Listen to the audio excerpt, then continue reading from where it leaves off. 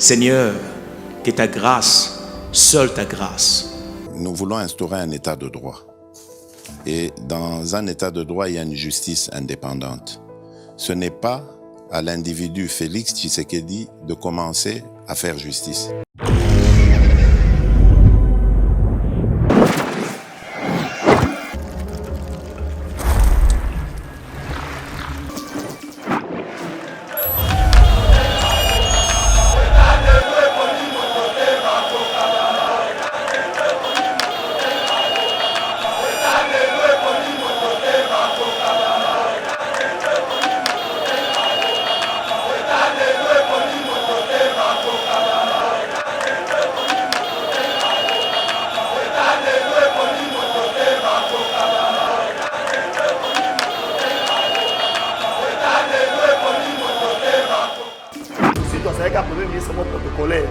Aujourd'hui, maintenant, la vérité éclate au bon jour.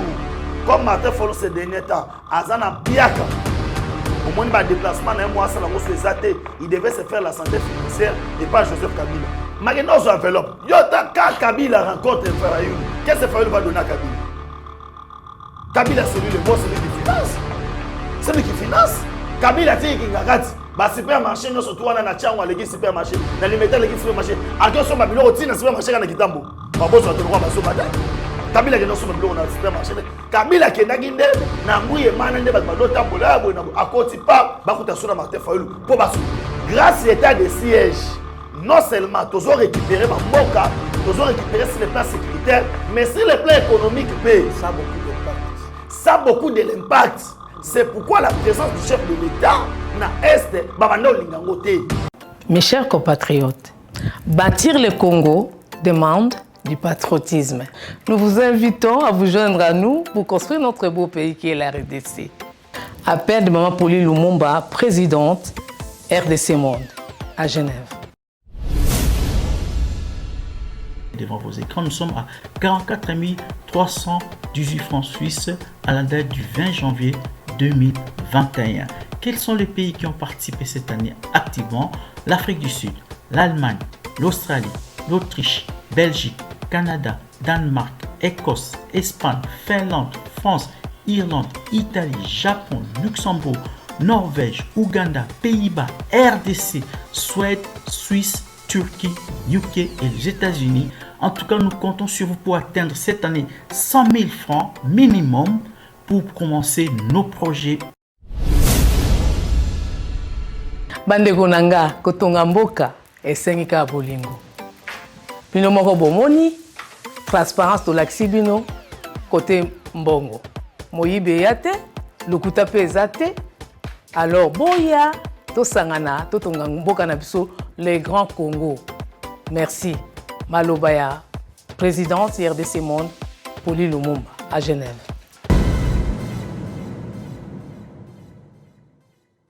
Bonjour mesdames et messieurs, bienvenue dans notre émission Éveil Patriotique, émission Oyo Topé Sarabino Actualité News. On a dominer scène politique congolaise, mais peut proposer ma solution dans Maïmali Kanamboka. En tout cas, ezali esengo makasi kokuta na bino pe kolanda biso ezali tellement esengo makasi. Lelo tokolobela bongo rapprochement entre Joseph Kabila na Martin Fayulu.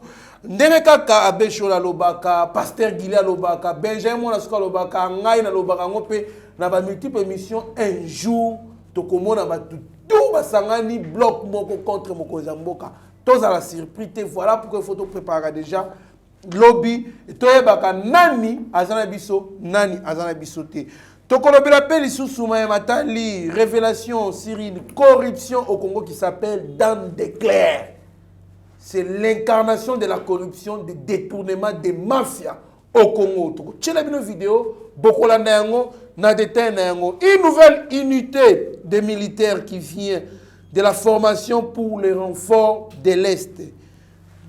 Tokoloba pe sousune bakangi 31 colis na 3 suspects, 31 colis à lingots d'or na Bunya na barrière ya Polo sur la route nationale numéro 4 en territoire de Mambasa. Na mwana mboka Benjamin Mwanasuka pièce contre pièce l'actualité ndeto kota mozindo ya mainyo sto to tangela bino awa mwana mboka Benjamin mwana suka mbote mbote ndeko Trésor Kandolo mbote na plus de 113 000 abonnés ya Yeba TV plus que jamais égalé parce que na ndenge to sa boye tozolanda ma partout bisika nyonso tout monde mobimba ozolamuka pena na tongo oki babengi pena na Singapour la muki na tongo babengi na Masha la Bambi babengi na nganashika pourquoi pas na Kikwiti pour te dire qu'on est suivi tina président de la République un mois babengi na chomba bino na yoga ka bino bwa kati chombo. Merci beaucoup mon mboka Benjamin na suka joyeux anniversaire na Jano Bangbelu Anidou mon ami il y a des longues dates to tangine ba inikin donc de G1 à LD to Silisinae donc voilà c'est un frère Jano Bangbelu Anidou Erley. En tout cas, joyeux anniversaire Bisiko Zali, Zama Pambola Bakse Bélé na Chika Pakoto Zali. Merci beaucoup moi Mboka Benjamin moi Souka mais tu as dit qu'on rappeler que Batou Bakoufi, Batou Ebani quand même Ernest Kabila DG ya RTNC à Koufi paix à son âme paix Faimo Bimba naïe toi dit qu'on peut savoir mes condoléances mais aussi assistant Mokozamboka maître Tété Kabwe paix à Koufi moi Mbokoza Maloba. Oui, nous avons présenté d'abord ma condoléance la famille il y a autre bengi biologique et puis famille à média autre qui perdre numéro 1 à RTNC Ernest Kabila. Merci mon Mboka Benjamin Batou Bakoufi et puis tant il y a président paix à Koufi paix à son âme mes condoléances à toute la famille présentielle. Oui, je souhaite les condoléances au Tobengina, le président de la République, chef de l'État, Félix Antoine Tshisekedi Tshilombo, où il a perdu Tata Mwasina et Tante Chika, vraiment, Bisika Mokonzambo Kazali, Nzambe Pena, Apesaye, Makasi. Pourquoi pas, na ba conseiller au bazo kufa des fois tous on a baliwango pe malamute pe to souhaiter ba condoléances na famille biologique, il y a Ernest Kabila. Merci beaucoup, Mboka Benjamin Souka. Quand on avait pris des décisions, Oyo et Tchaki, Kinshasa, na désordre Makasi, transport Passi, Batuko Finga, Bakonzi, même on a crié ici, to téléméni en gros, c'est mon Mboka ba sur soir, ba décision, na ba tiraka port obligatoire, il y a Kachne, et puis il s'allait mis, Oyo Kakineni quand les autorités bayokeli biso. Non, c'est un sentiment de joie. Et puis aussi, ça nous encourage à faire ce boulot. On a eu à déplorer, à parler. Non, on n'est pas d'accord avec ces mesures-là. Parce que c'était des mesures où il fallait rendre Mokonzamboka impopulaire dans la ville de Kinshasa. Et qui ça derrière campagne, qui m'a bien Jeep. Et comme appelle na Wanapo, victoire aux Samana Est. Et l'homme fait ça na Est et mon anate. Gloire à Dieu parce que le chef de l'État à s'impliquer malamoko et makamozongi na normal les Congolais va comprendre bien fait kaka ya kolata auto bengi masque to kashne et makamuté songi normal on peut que féliciter le travail oyo yebati vasara c'est pourquoi na zo ça que non de Kandolo bato bakumisa bato kaso bakufi aujourd'hui na koyebisa yo yebati peut être comparé aujourd'hui na musala auto sata susu koleka na RTNC parce que tozo toucher bato nyonso tout et tu peux cette information il y a solo ou est vérifiable et est fiable. Merci beaucoup moi Mboka Benjamin Souka donc tola taba kashne zali nini kashne ola tango po maladie ya coronavirus ya ko se transmettre à travers ba soi tant mutalobaka mutunyo surtout il y a probabilité moi sur mikie et sotaka ki okoela na munoko pendant que pose loba et transmettre déjà maladie wana ou soit des fois quand nous parlons tozo ko isabaso na biso ya mikemike zo kwera ba biloko ba meubles conso yo pe oye osimbi va pour qu'on demande de nous laver les mains à tout moment donc distanciation oui mais aussi il faut aussi se protéger na cache-nez pour tant muninga zoloba soyona ekotela yo komela yo te bisiba simana zo to simaka to simape ba soyi okosima pe soya mutu et après ko cha munoko na zolo topé na loboko plutôt na zolo topé na munoko ozi maladie moi na Mboka Benjamin na suka tokota na actualité des rapprochements réels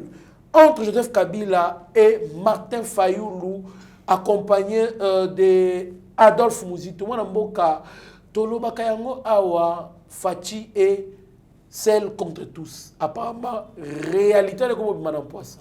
Non, il faut voir que les premiers partenaires il y a Joseph Kabila c'est Martin Fayoulou. Et les servants autobengi acolytes il y a Joseph Kabila pour toujours, c'était Adolphe Muzito. Parce que Muzito étant déjà marionnette, il y a Kabila. On a utilisé après ça qui premier ministre on a na signature signature etikala ki bongo pa Katumba moi que on a ça surtout qui nani Muzito a premier ministre mon protocolaire. Aujourd'hui maintenant la vérité éclate au bon jour. Comme Martin Fayulu ces derniers temps azana piaka au moins il déplacement na moi ça lango suezate il devait se faire la santé financière et pas Joseph Kabila ndaki ndakuta na bongo no après ça moi là pour baluka basangana ndeni bakobundisa mokonza mboka na 2023 c'est ça moi là ma pese la via za impiakati oh ayo zo ba mikolo impiakate ve moi bimezate donc va bima bakute baso va bima enveloppe mageno zo enveloppe yo ta Kabila rencontre Fayulu qu'est-ce que Fayulu va donner à Kabila? Kabila c'est lui le boss, c'est lui qui finance, c'est lui qui finance. Et ça dit pour un rapprochement politique, parce qu'en politique, on n'est pas ennemi quand même. Non, c'est pas pour les rapprochements politiques, c'est pour se faire la santé financière et pour comploter contre les chefs de l'État. Aujourd'hui, les gens commencent à voir que les vrais autres candidats, il y a Kabila, na quatre oppositions, c'était Martin Fayulu. Parce que Muzito a été toujours en contact avec Kabila. Muzito a des dossiers sales au Kabila sont détenir. O ayebi que non son accueilli boy na boy. Muzito a volé ensemble. Venanga je crois ça témoin tant dans le ba awa. Ve je crois ayebi ba preuve voilà que ça biso. Mais babi Muzito ndé mula parmi ba premier ministre ba. C'est un volet. Gérera bien stabilité à monnaie, to état ko matate, atika to bien à futa bétidia ba bourse c'est comme ça. Oh ndeko kandolo. Oh ko sa batu bwende. C'est le meilleur gestionnaire. Bazo ko sa batu bwende. Mutoto bola mbunda paluna. Ça doit Muzito mundebeta makasusu. Batu alemba pona nini? Il avait des missions. Première mission zaki koboma palou. Oh Muzito azaki nango Kabila mutu apesa yango. Kabila tikaye ayiba ndenga lingi. Il n'avait pas la signature. Il y a baneko se contacter na bamie. Yango soma mapango en désordre. Lelo mapango atongaka et oya bandeko tonga na Kinshasa et tonga makali susu. Ngana yebi côté na biso Muzito somba plus de 5 parcelles à sangisi yango boy. Tika boy. Mais bamindo mais makambo na solo ba oyo to mona yango je kokwa la kisana mikanda. Je kokwa la kisana mikanda. Aujourd'hui, na koye bisayo Félix a toté tseke Chilombo aza mwana nzambe obabundisaka ete. Omoni po basale loko aba resiri yango. Batindi Gentini asala ba biloko na ya ba mesure oyo. Kinshasa bazala embrouiller. Population za lebele pourtant ba okota nga batimbela bango. No mo ba créer ki climat wana. Il y a des ordres na Kinshasa, transport, boyna boy. Nesco Kabila longwa kingaka. Pour ce qui Martin Fayulu longwa ki. Bakuta na Kitambo. Na palais ya Kabila na Kitambo.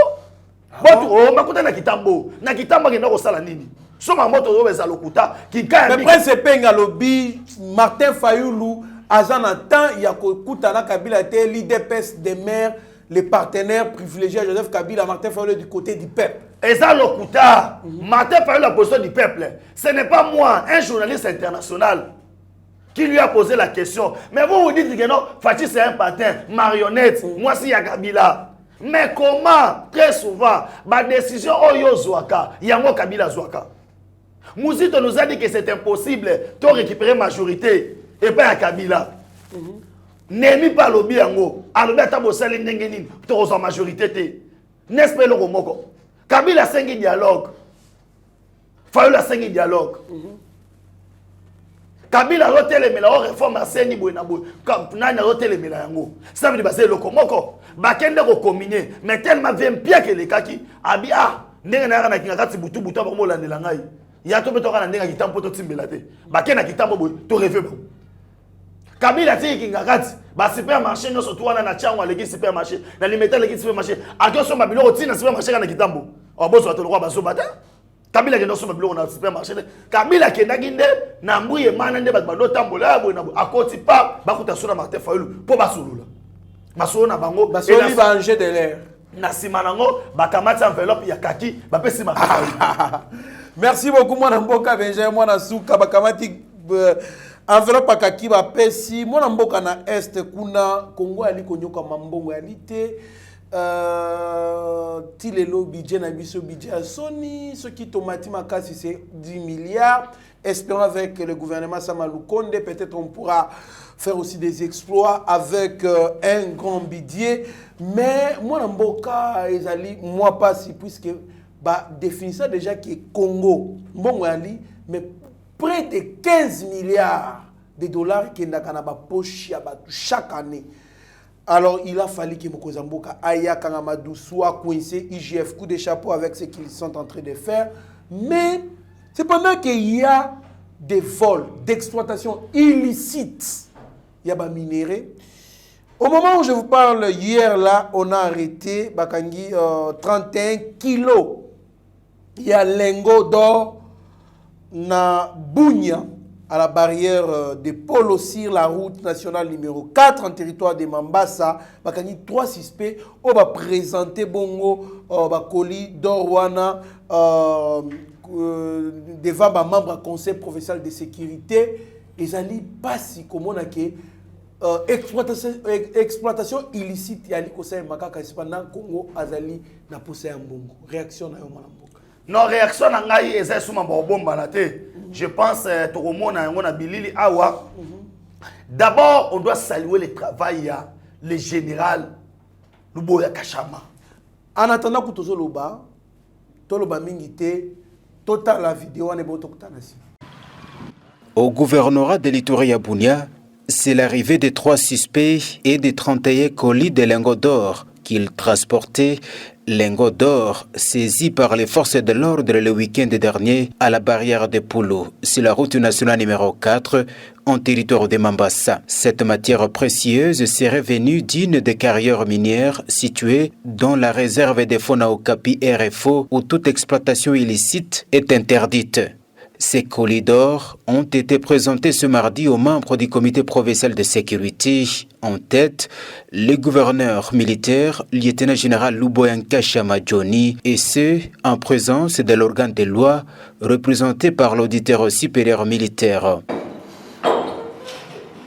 Les enquêtes se poursuivent pour identifier les réseaux criminels. Les dossiers est en instruction et l'Institut congolais de la conservation de la nature, ICCN, a été constitué gardien de ces colis saisis. Merci Mwanamboka Benjamin. Tala ndenge bali kolakisa balengo d'or oyo bakangi yango cependant les pays trop pauvres. Non, si on disait ça, hein, sans ces images, les gens allaient croire que notre okosa. Au moins il bloque ana morozo mona wana. Ka bloque wana moko ba boto la kisabiso wana. Ils ont coûté $64 000. Et le roi il y a les gens qui s'enrichissent. Mais c'est 31 colis. Voilà. Si koyo, bakangi yango wapi. To répétez bien. Na national numéro 4. Ils ont conduit vers Kassinzi. Na pesaka vidéo a on sabino que non.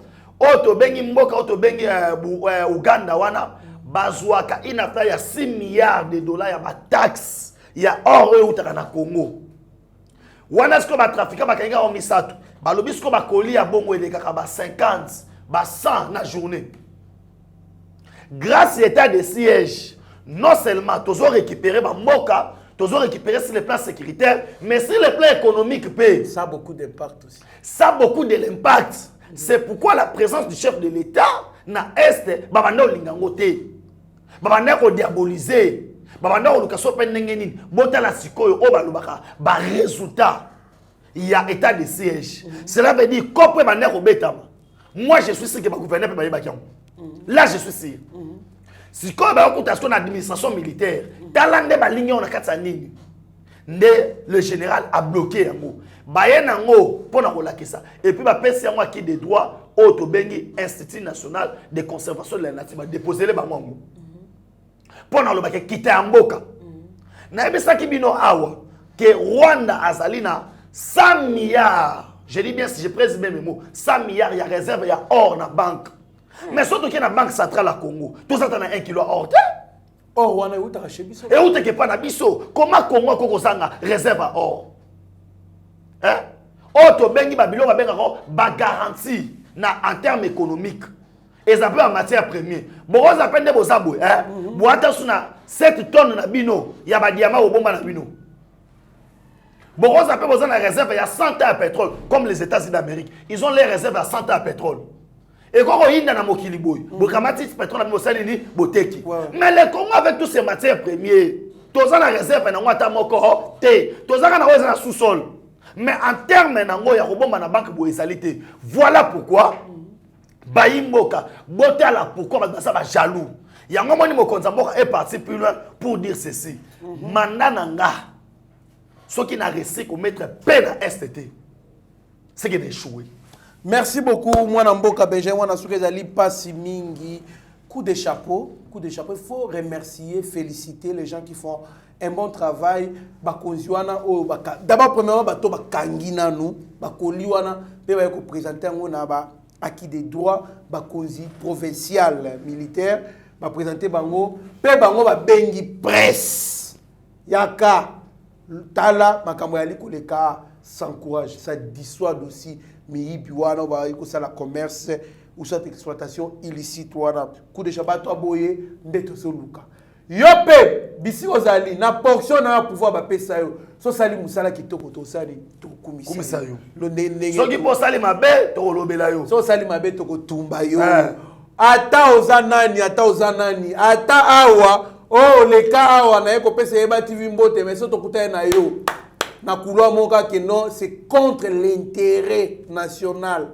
Ah papa, ton maman au Sambwe, aux Arabes, oh vous allez vous dédire. Non, on va pas se dédire. Et ça veut dire que aux Arabes bien au bon moine, aux Arabes mal au bon moine. Tokolobelayo. Merci beaucoup Mboka Benjamin Nasuka, une nouvelle unité des militaires qui vient de la formation pour le renfort de l'Est. Total là, vidéo ne boto kutana simo.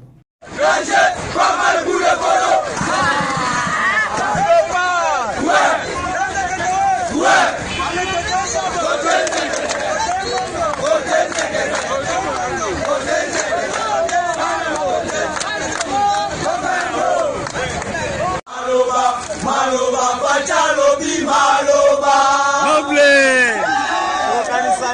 Maloba,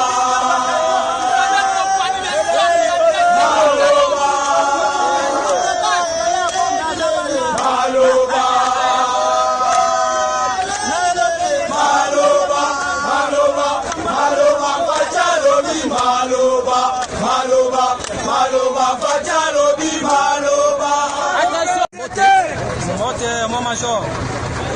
Yo sanan. Na za studio to sisa sekona formation na lukusa. Awa ezani ni awa. Boy, biso tozokende leo pour répondre à l'appel président nyoso eza kuna. Oh nyoso azotia trouble ya kati ya mboka na biso nde biso tokepa to silisa yango. Nani apesa ki ordre wana? Président ye moko président parti ye moko nda pesa biso yango to ke misala yango. Veto ko se felisa na neti ya lobby yango. Est-ce que OK na morale eza likolo? Morale eza yango tu moi major. Merci.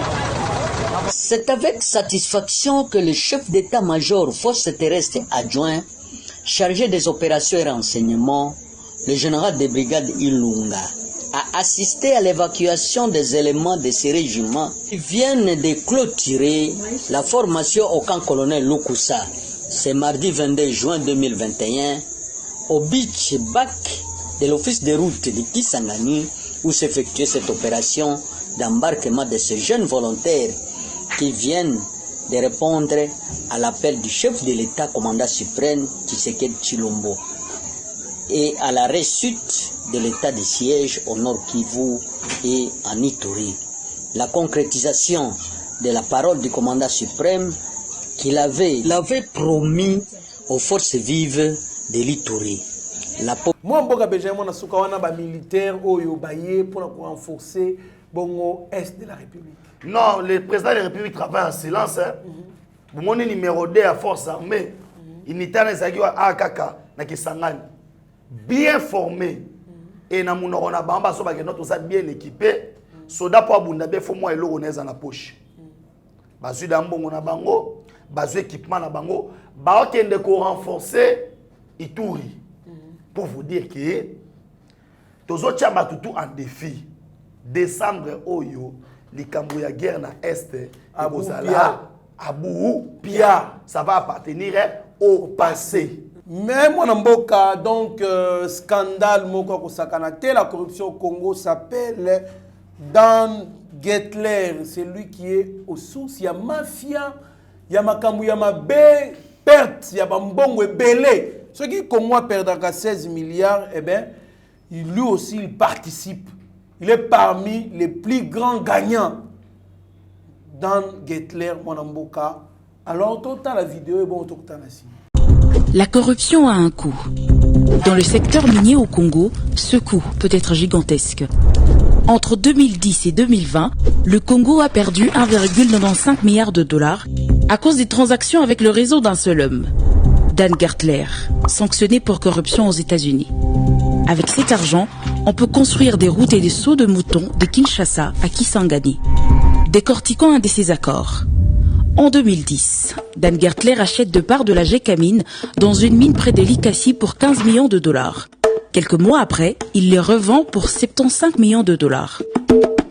Gertler a donc gagné 60 millions en un temps record. Avec cet argent, on peut construire 15 écoles dans chacune des 26 provinces du Congo. Même problème dans le secteur pétrolier. Dan Gertler avait payé un demi-million de dollars à l'État congolais pour un bloc pétrolier dans l'océan.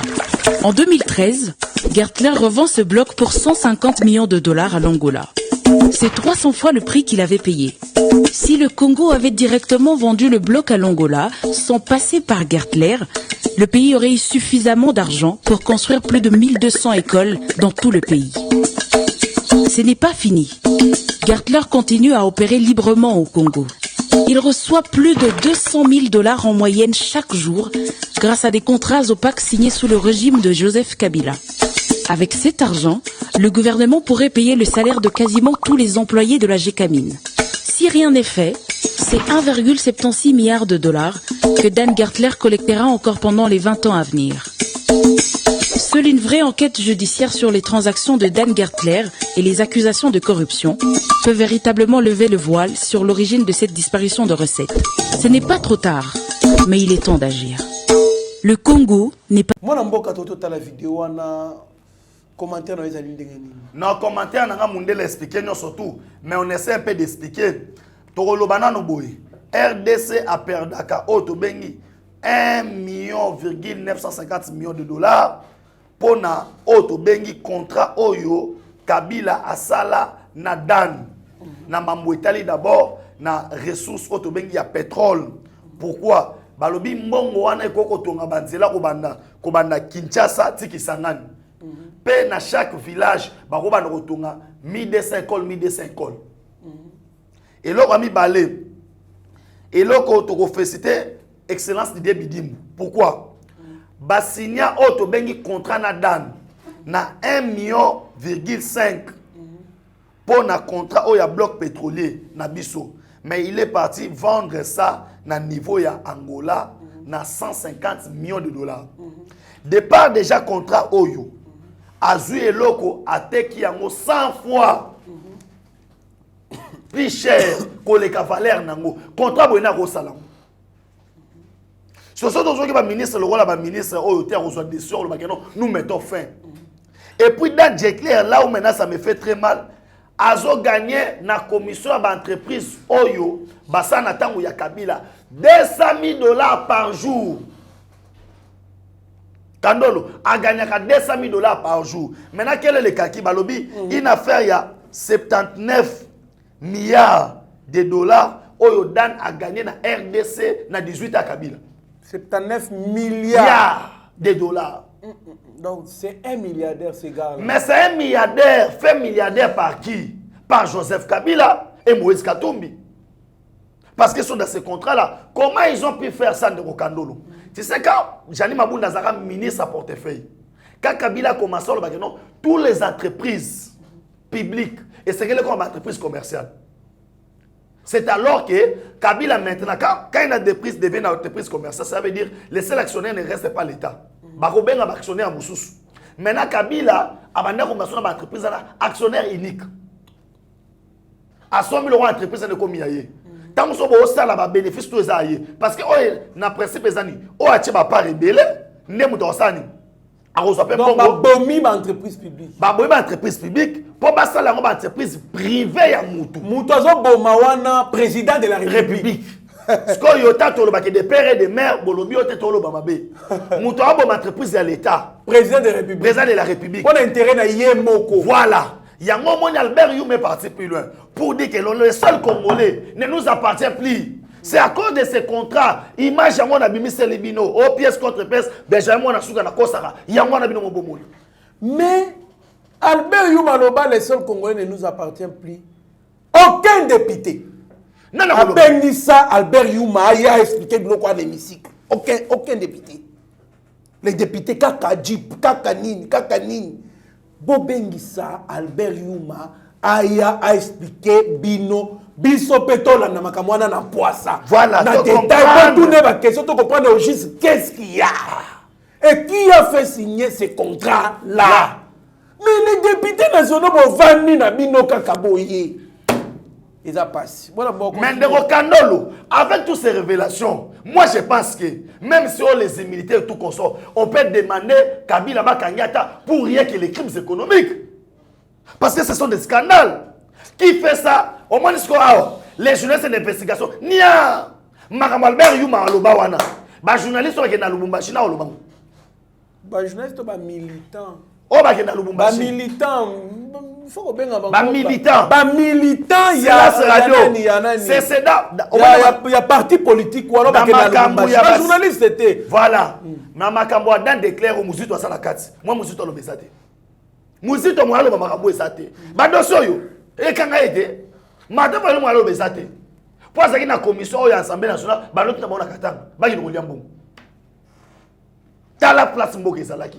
Maintenant, quand nous voyons maintenant gouvernement Wawario, Maman dit Bidimou, son excellence, pas. En tout cas, c'est une bonne chose. Cela veut dire, grâce au ministre, ils ont réussi qu'on fait organiser Bisso une affaire il y a 150 millions de dollars et revenir sur le Bisso. On va faire ça à Angola. Il y a un Sabino qui non. Avec l'excellence, na hydrocarbure, carburé comme attendre 200 francs dans beaucoup, 1 litre. Merci beaucoup. Moi, Namboka Benjamin, moi, je suis pas si mingi. Marambo, toi, ali comme on a Congo, avoir un président qui travaille contre sa propre nation. Un président qui veut appauvrir sa population. Un président qui veut tuer les entreprises publiques. Un côté, ça on a l'État. Pour individu, l'État a investir dans l'action à bénéficier. Non, parce que dans la commerciale, ancien président, oui, ancien président. Nous avons na humanité dans la commerciale. Voilà. Totangi, dans la 5e des humanités, je m'appelle dans la comptabilité des sociétés. Comptabilité des sociétés, on a besoin d'expliquer comment est-ce que la société fonctionne, comment ça se crée. La constitution d'une société. Il y a ce qu'on appelle les associés. Il y a une part sociale. Voilà. Il y a une format. La part sociale n'est pas une société. Voilà. Maintenant, lorsqu'il y a des bénéfices qui sont entrés dans la société, on distribue par rapport, il y a apport. Apport, il y a chaque entrepreneur ou soit associé actionnaire.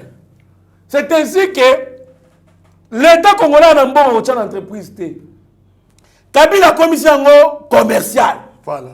Ça n'importe qui peut apporter ses parts sociales ou soit ses actions à comité actionnaire. Voilà. Quelqu'un qui amène le bilan 200 000 $, lui il amène 1 million.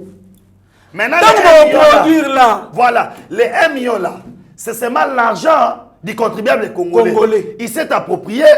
Aéro Tchango, son entreprise, une commerciale. Pour l'entreprise, on est comme dépendant na yé. Il y a un moment comme Maman Olive Lembe, parce qu'ils ont mis la main dans toutes les entreprises publiques en devenant des entreprises commerciales. Ils ont bloqué Moka. Alors, ils ont bloqué Moka parce qu'ils avaient la position des forces. On a répartition de la part sociale. Moutachaki 70% à cause de bénéfice, il y a 70%. Moutachaki 30%, on a 30%. Moutachaki 10%, on a 10%. Moutachaki 5%, mais je pense que dans les cas sous examen RDC, on se trouve qu'à 0, quelques pourcents. Puisque Bambon Webele, c'est les étrangers. Konziamité Mamabé, président de la République, il y a Moïni, il y a peuple congolais. Voilà. Des bénéficier. Et Zali passe mingi. Je pense que l'Assemblée nationale doit faire son travail. Il est temps, il y a qu'à interpeller Albert Youma. Voilà. Qu'à interpeller Albert Youma pour qu'on voit au clair tout ce qui se passe, tout ce qui s'est dit dans cette vidéo. Parce que trop, c'est trop. Le peuple congolais a besoin de bénéficier de ces richesses. Moi, notre dernier sujet pour clôturer cette émission, C'est la rencontre qui est prévue d'ailleurs tout à l'heure entre le président de la République et Kagame na Gisenyi à la frontière de Goma. Moi, bonne réaction dans yo balobi presse recodaté, c'est à huis clos. Oui, il y a des grandes révélations. Oh, il faut dire à huis clos. Oh, bisika wapi na koye bisabino ke bandeko oh yangai aujourd'hui. Ndeko Trésor, vous voyez comment la diplomatie efficace à Mokonzambo réseau sala. Parce que parmi ma grande ligne, on vient parler à Nazo Bisa, au moins ma troupe bakiti na est. Il y a des opérations de grande envergure. Oh, il faut bête à na est. Et que Kagame a reçu batune à son anabango. Pour ça, on a bangoté, et ça est aussi. Fachi n'est pas là pour défendre les intérêts. Il y a Kagame. Il n'est pas là pour défendre les intérêts du Rwanda. On le dit bien que dans la relation internationale, il n'y a que des relations des intérêts. Rwanda a un intérêt, pas d'action sans intérêt. Et c'est pourquoi on a mais, na kati bato ba kutana bango. Tout le monde a déjà une délégation qui conduit par Mike Hammer. Na quelques membres, il y a sécurité, il y a États-Unis d'Amérique. N'a pas que non, les enjeux sont graves. Parce que mon Konzambo a quitté Kunate aussi longtemps pour mettre la situation au clair. Merci. Parmi les causes, il y a guerre dans l'Est, Kagame parmi. C'est pourquoi, c'est pourquoi on n'a pas besoin d'infiltration, de caméra, et ça n'a pas. Merci beaucoup. Toali ko sepela mingi na façon Mokonzambo ali komela makambu. En tout cas, on est en train de partir lentement mais aussi sûrement vers la quiétude, la paix durable à l'est de la République du Congo. Merci na watu tout balanda ki biso zaki ebele ya Rolanda Yeba TV. Moi mboka Benjamin moi na suka to komi presque na suka émission na biso. Merci na Stéphane Kanko moi je le Kanko la première. Merci na Zéphile Omele, merci na Alberto Mubia itinanga la moninga malamu. Vous allez belé au Bolanda Bisso, merci Mingi. Moi, je suis la caméra Steve Kone, acheter les petits génies. Chaque jour, tu dis, mais chaque, pourquoi pas Mike Chiswaka, Narabi Mokoko, au PC là, Malobano Yasuka. Merci beaucoup, Ndeko Trésor Kandolo. Troebi Sanabatu, Baimboka, Oyo, Bazako Luka, était la présence de la République, ma problème est à la caca. Je vais d'abord démentir que non, Eric Nindou, Oazali, chargé de communication, chef de l'État, a démissionné. Ils ont fausse information. On a joué Sabino Yangoana a démissionné. Et puis aujourd'hui, à Tabatbazo Gang a passé la boue. Ba information n'est pas qu'on filtre na tango la kabouanga. Au moins on a que non discours à Mokonzambo ka lobby les lobby ils ont sauté. Aujourd'hui ba conférence de presse oyo comme ko sale et comme ko sema na S60 que non Mokonzambo ka tout ça ils allaient ba fruit il y a autre bengi communication à présidence pour vous dire que non bande ko ngai ils a ba information moko ya lokuta oyo so loka toujours ko détruire image ya bato bazo sala na présidence oyo za bongote na komi pena na suka nde na pesi bino no surtout bolanda ki biso merci na esi bande ko nanga tout baza problème ya makambo bilanga était numéro de téléphone ezali wana plus 143 9 70 40 89 57 wana poso somba hectare na yo tolo na pe to sala élevage numéro yango wana soit okomeli ngai na Facebook Benjamin Mwanasuka. Merci beaucoup. Merci beaucoup Mwana Mboka Benjamin Mwanasuka. Merci na Ekimo Mbaeba TV Abechole Pasteur Gili Mitterrand na Abigail Kilungu Beni Okeke pourquoi pas à notre DG Shadrack Loolo na ba union surtout Bandabiso monsieur Guilain Pinda Oben Chiswaka Eugène Ngoma le pétrolier bino surtout pour Bandabiso triple poumon na est et na Lubumbashi plutôt pourquoi pas à mon ami et frère Peter Kalonji Mouteba na Lubumbashi. Restez branchés sur notre chaîne. Vous ne serez en aucun cas déçus, mais vous être maître de silence qui est plutôt esclave de ses propres mots. Merci. Seigneur, que ta grâce, seule ta grâce. Nous voulons instaurer un état de droit. Et dans un état de droit, il y a une justice indépendante.